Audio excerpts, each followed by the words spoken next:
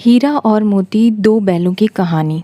किसी गांव में एक किसान रहता था। उसका नाम था हरिया। हरिया एक सीधा साधा किसान था। उसके पास थोड़ी सी ज़मीन थी जिससे दाल रोटी चल जाती थी। उसकी पत्नी का नाम कुसुम था। हरिया के पास दो बैल थे, हीरा और मोती।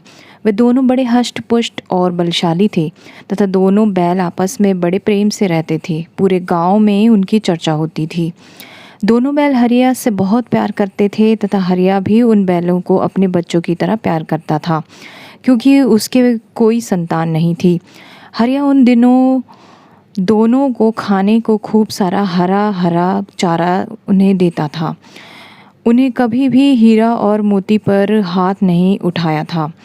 हीरा ने अपनी हरिया ने अपनी पत्नी कुसुम भी उन्हें बड़ा प्यार करती थी और जब शाम को वे सभी खेत से वापस आते थे तो वो उनके लिए तरह तरह के पकवान तैयार करती थी।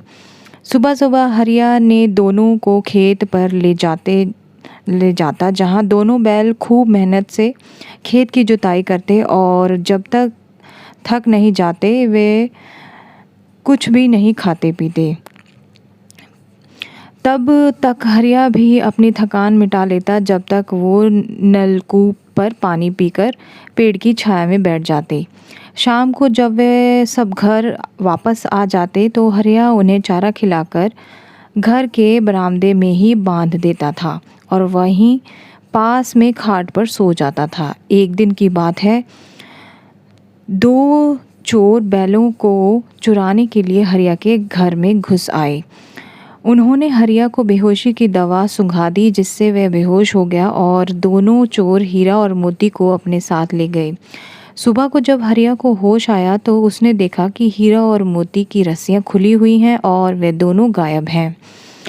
तो उसने अपनी पत्नी को आवाज़ लगाई कि घर के अंदर सो रही थी। पत्नी और पति में जब दोनों में बहस होती है तो उन्हें पता चलता है कि कोई उनके बैलों को चुरा ले गया है। हीरा और मोती को अपने पुराने मालिक हरिया की बहुत याद आती। आखिर आए भी क्यों ना, हरिया दोनों से इतना प्यार जो करता था। दोनों बैल हरिया से बिछड़ने के कारण बहुत दुखी थे।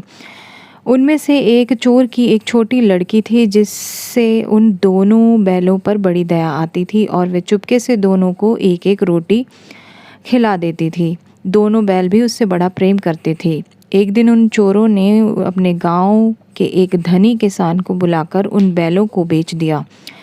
हीरा मोती उस किसान के गुलाम हो गए थे। वह किसान बड़े निर्दयी स्वभाव का था। वे उनसे सारा दिन तेज धूप में अपने खेत पर खूब काम करवाता और खाने के नाम पर उन्हें रूखी सूखी घास डाल दिया करता था। यह देखकर दोनों बैलों को बड़ा गुस्सा आता। अब उन्होंने किसान के चंगुल से भागने की योजना बनानी शुरू कर दी थी।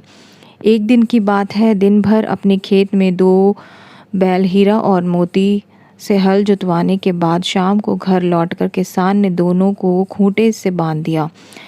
रात हो चुकी थी, सब सोने लगे थे। अब हीरा और मोती ने अपनी रस्सी को खूंटे से घिसना शुरू कर दिया, जिससे धीरे धीरे रस्सी घिसकर कमज़ोर हो गई और कुछ देर के बाद टूट गई। अब दोनों अपने मालिक हरिया के गांव की ओर सरपट भागे और पूरी रात चलने के बाद वे हरिया के गांव पहुंचे। दिन निकलते ही वह हरिया के सामने थे। दोनों बैलों को अपने सामने देखकर हरिया ने रोते हुए दोनों को गले से लगा लिया और खूब प्यार किया। इधर जब उस किसान ने दोनों बैलों को अपने आंगन में बंधा हुआ नहीं पाया तो उसने संदेह हुआ और उसे समझते देर न लगी कि हो न हो हीरा मोती अपने पुराने मालिक हरिया के पास ही गए हैं। वे उनका पीछा करते हुए वहीं जा पहुंचा।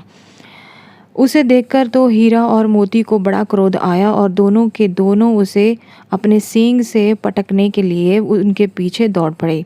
वे किसान सिर पर गांव रख कर भागा और किसी तरह अपनी जान बचाई और जाकर अपने गांव के सरपंच जी से शिकायत कर दी। सरपंच ने हरिया और दूसरे किसान को वहां बुलवाया। तब हरिया ने सारी बात बता दी कि चोरों ने उसके हीरा और मोती को चुरा लिया था। जांच में सबकी पोल खुल गई थी। निर्णय हुआ कि दोनों बैलों को हरिया को सौंप दिया जाए। तथा उस किसान और चोरों को पुलिस को सौंप दिया जाए, क्योंकि उस किसान ने भी बिना जांच पड़ताल किए व चोरी किए हुए बैल खरीदे थे। निर्णय होने के बाद हरिया खुशी खुशी अपने घर लौटा और हीरा व मोती को गले लगाकर उनका माथा चूम लिया। उसने दोनों को हरा हरा चारा और अपनी पत्नी कुसुम से अन्य स्वादिष्ट व्यंजन भी बैलों के लिए तैयार करवाने शुरू कर दिए। दोनों बैल एवं हरिया की आंखों में प्रसन्नता के आंसू थे।